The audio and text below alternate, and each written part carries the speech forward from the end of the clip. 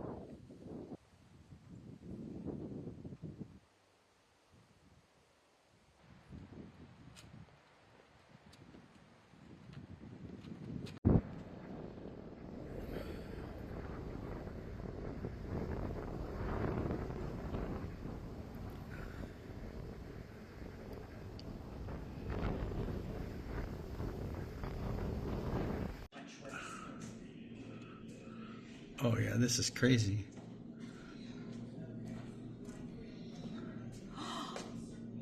Oh my gosh.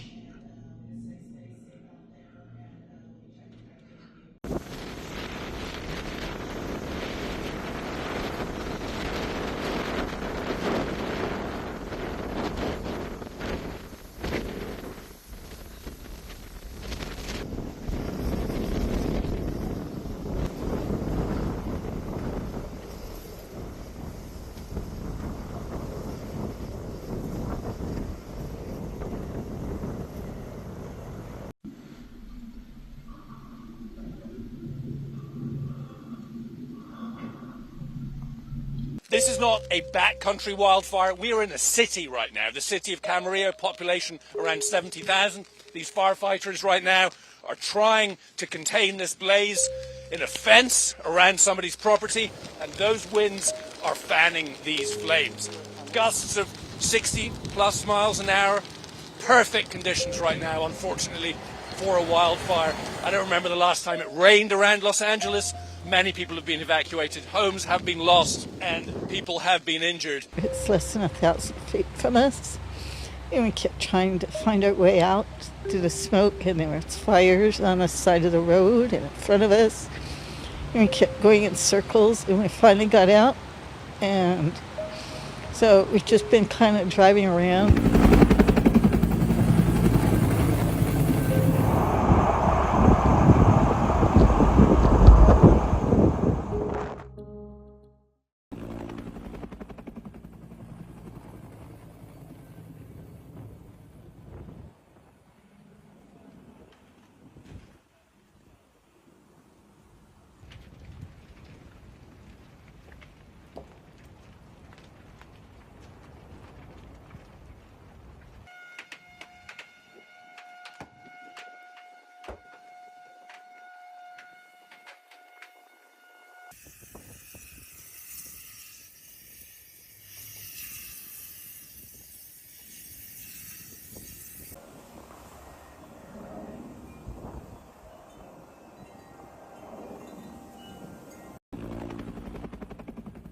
My husband and I live in Las Posas Estates, and this morning we had lots of pounding on our door to get out, and so we did. And the fire at that time made it difficult to get out because it's less than 1,000 feet from us. And we kept trying to find our way out through the smoke, and there was fires on the side of the road and in front of us.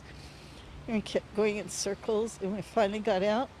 And so we've just been kind of driving around. Breathing was a little difficult for some. Some left earlier until they finally did the evacuation notice, and then we all had to go. We got an evacuation text, and I went home because I was at work, and went home to neighbors packing up.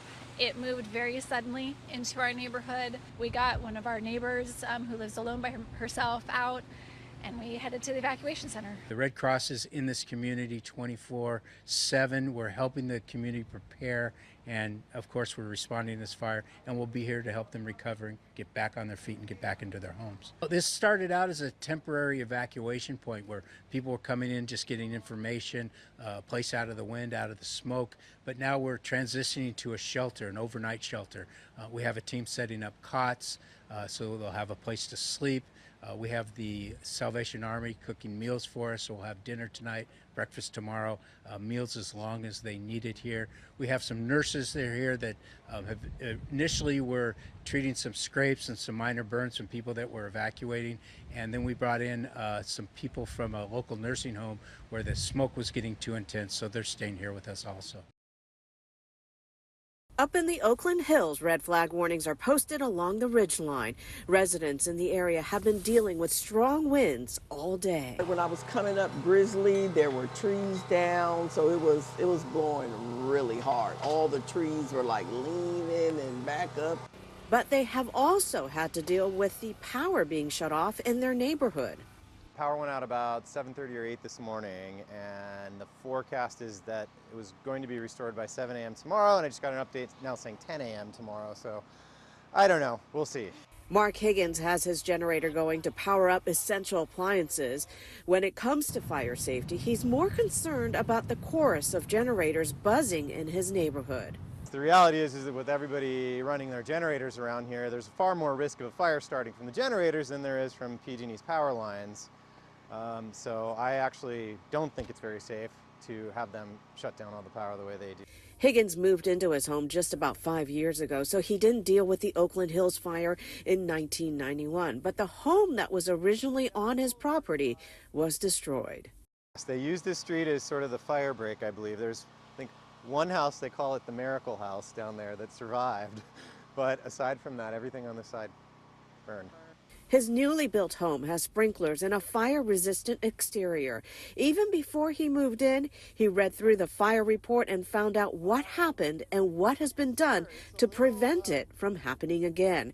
Fire danger is always a concern, especially when offshore winds are in the forecast. It's something that we all are dealing with so much more, and it just feels like in the past 5-6 years, it's become so much more front and center.